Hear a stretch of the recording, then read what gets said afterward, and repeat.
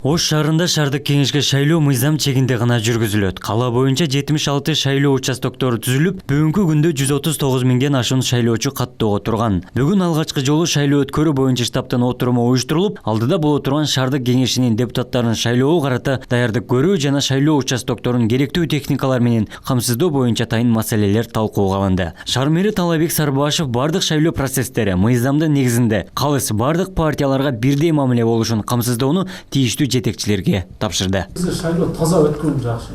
Мен өтөм деген, барам деген партия чындыгы шаардыктардын ишенимине кириш керек да. Голосун алыш керек.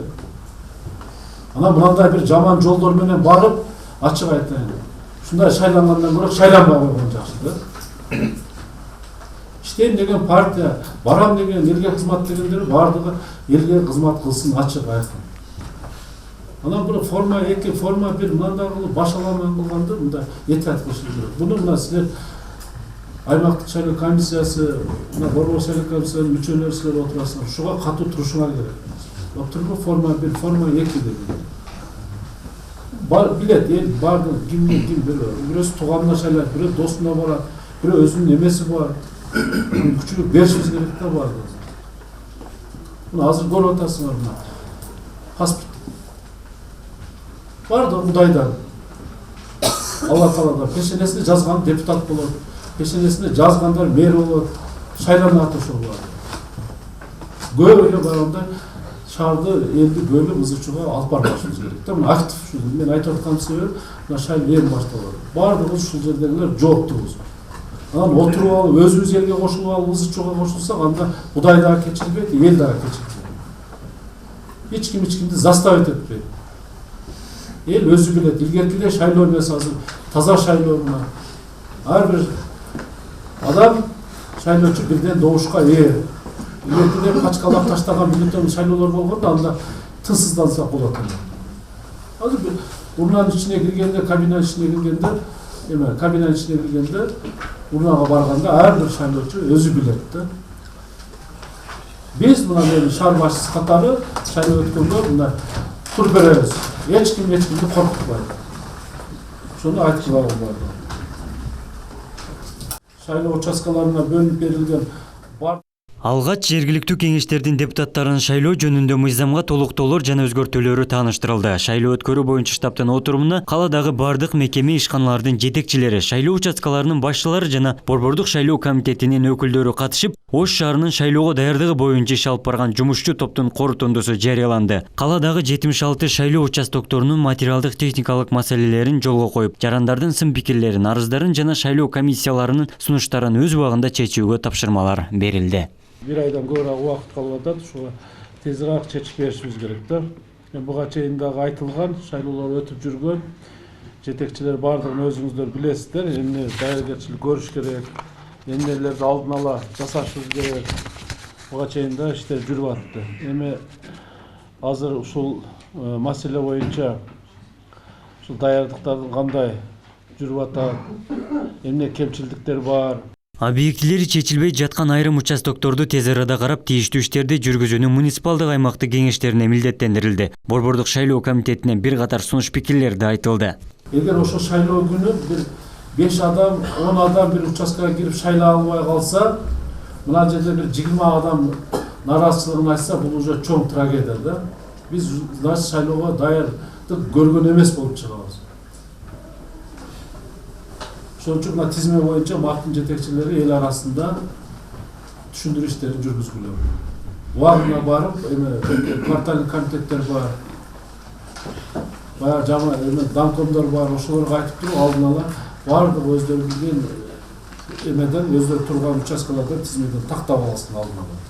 Бүгүнкү күндө Ош шаарында 139.098 шайлоочу каттоого алынып, добуш берүү участкаларынын ишмердиги мыйзам негизинде жүргүзүлүп, шайлоочулардын тизмесин түзүү жана тактоо иштери уланып жатат. Эми Ош шаарында 76 участок иштейт. 3 жаңы, 73 муртан иштеп келген. Бул 3 жаңы участоктогу бардык нерсе менен камсыз болду дагы. Азыр Ош шаарындагы шайлоо участкаларынын бардыгы иштерин баштаган. Биринчи отурумдан өткөрүп, түзүлүп, төрага качтар шайланып, азыр шайлоочулардын тизмелери илинген, шайлоо участкаларында ошондой эле бар жерде вывескалар вывеска деген жанагы шайлоо учаскесинин номери, добуш берүү кайсы күнү болот деген баары ошо илинип иш жүрүп атат. Шаар мэри Талайбек Сарбашев кала тургундарынын шайлоого катышуусуна шарт түзүлүшүн жана бардык партияларга бирдей мамиле жасалышы зарыл экендигин баса белгиледи. Ошондой эле шайлоо ачык айкын өтүшүнө болгон күч аракеттер жумшаларын да кошумчалады.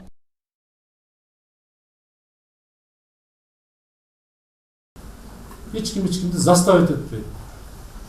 Эл өзү билет. Илгеркиде шайлоо эмес, азыр таза шайлоо менен ар бир адам шайлоочу бирден добушка ээ. Илгеркиде качкалап таштаган бюллетень шайлоолор болгондо анда тынсыздансак болот. Азыр урнанын ичине киргенде, кабинаның ичине киргенде, урнага барганда ар бир шайлоочу өзү билет да. Ушул жылдын 12 апрелинде 25 айылдык кеңешке жана 5 шаарга Ош, Каракөл, Балыкчы, Токмок жана Майлуу Суу шаарында жергиликтүү кеңештерге шайлоо болот. 31 кеңешке 60 миллион сом каражат бөлүнүп, шайлоого даярдык көрүү иштери жүрүп жатат. Абдумалик Базарбаев, Самат Сайдемат уулу, жаңылыктар. Öylece sizler komiser, namı tüz sizlerimiz, bunlar şartı tüz beş bizde müddette. Sizler oturmalı, macada telefonda. 76 uçuşkanı bir gıdırıp geldi. Ştapta oturmanın, size bilgiyersiniz de, bugün ştap olur. Gece ekibin gıdırıp koysalar olarak da, telefondan oturup, bir de öyle bağlansınız. Düz gıdırıp, her uçaska boyunca kemçilikte buna ştapka жазып koyup, az macada turup alıp, üstüpayt etişine gerek. Her uçaska boyunca. Жақшыны жақшы, жаманды жаман деп айтышыңа керек. Ана біреудің сөзіменен іш қылбағылар. Az macada protokol тапшырма беребиз бардыгы. Аткарыш bir 2 күннөн кийин чыгып кыдыргылар. Отурбу, өзүңүздөр да көрүп келгилер. Силер менен шаар кичинекейде, 15 минут кыдырсаңар канча жерден алып койсоңор машина менен. Biz o областтарда, толуу райондордо шайлоо өткөзгөнбүз. Ашка, Бышкан өкүлдөрү уктабайт ал жерлерде. Бүт толуу райондордо, аймактарда алайкы бардын кыдырып чыгышат. Силер менен мына түптүз шаардын ичиндеги 76 участканы 2 күндө кыдырып койсоңор болот. Кемчиликтерин жазып келип мына жерде выступать этип койсоңор болот эле. Телефондон отуруп иш кылбагыла макулбу? Силер бир сыра келип, эме кыдырып, талапты айтып кандай болуш керек. Анан кемчилик болсо мына штабка билдирип туруңуздар. Макулбу? Мен өзүм көзөмөлдөп турам. Даярдагылар, макулбу? Мен эме болсун. Дагы 53.05 боюнча Семете Игнатьев шайлоо комиссиясы үчүн кабинет көчөрүлүп башталды. Семете кимге карайт? Ким айтат? Ага. Bu yerde de ne problem vardı böyle de problem yok. Ben direkt mesulüsüyorum. O жерде burada da şayloo ötközülürken hazır oyer ve Kore ekspертinin nemesindeki bir şınara деген iştek gerekli ben Kim bölünген ал жерде бизден? Ben bölüm yok. Өзүңүзбү? Özüm. Doğru, mındagı hazır bir yerde turup bir-birilerde ne yapar? Gördüler, bir-birilerde iş kılacaksınlar da. Kıdıracaksınlar. Aşka buna bışka bilen iş alıp barbaytasınlar. Oşun için bunda jiginde aytılады. Deyim, az birini biz Günöylü degenden alışpız. Az bir kollega emez, birever men jamanatlı kılımdan geldi. Baştalıp atat şayda. Bardık buna tapşırmalar az buyruk çıktı. Emne iş kılışına gerek bölüngöndü. Şu bölünген жоопто жетекчилер аткарбасаңар анда чара колдонобуз да. Коркуттуп бүркүттү эмес. Күтпөй, манан эскертүү сага бул коллега эмес. Мына буйрукту аткарбадыңбы, сразу ошол күнү мен чара колдоном, ачык айтайын. Ошон үчүн мына бүгүн кеңири биринчи штаб өтүп атабыз да. Бул шайлоо, саясат, саясий кампания көрүп атасыңар азыр. Ушуну дагы мындай ызы чууга айландырабыз дегендер чыгып атат азыртадан. Ошого мына биз ушу отурган актив жакшына шарт түзүп, шайлоону ачык, айкын, бардык партияга бирдей өткөзүп, ушу ызы чуусу өткөрүшүбүз керек. Биздин эң жеңишибиз ошол болот, тынч өткөрүшүбүз керек. Туурабы? Бардыгына бирдей шарт түзүп беришибиз керек. Анан азыртадан мындай эмеге алдырбайлы. Анан силерден да мына бөлүнгөн жетекчилер, айрыкча МАПтын жетекчилери,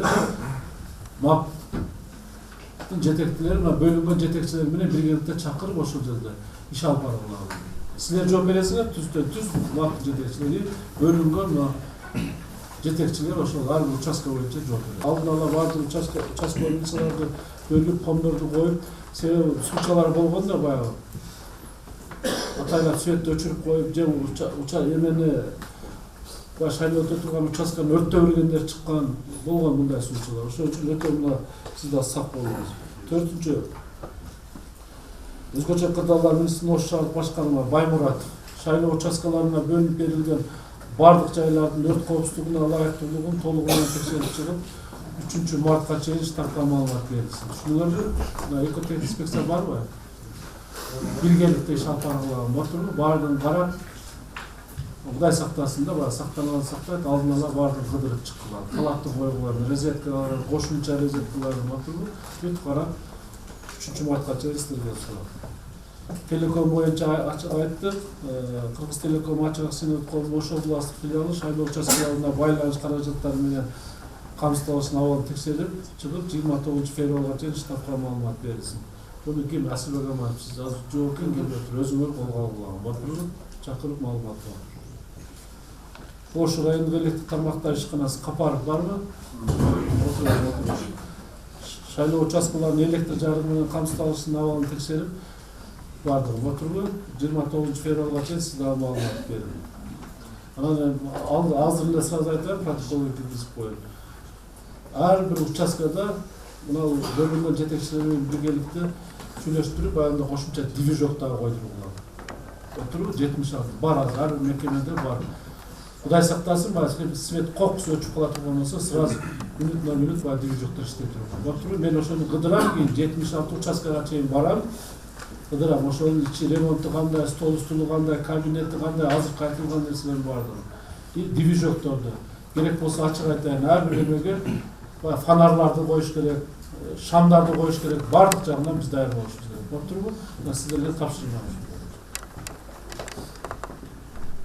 Так, Ош шаар мэриясы коомчулук менен байланыш кызматы Абсатаров, Ош шаамы гезити Исмаилова, Ош шаардык кеңештин депутаттары шайлоо даярдык өткөрүүнүн жүрүшүн жалпы камалымдуу каражаттарды туруктуу чагылдыруу уюштурсун Азамат.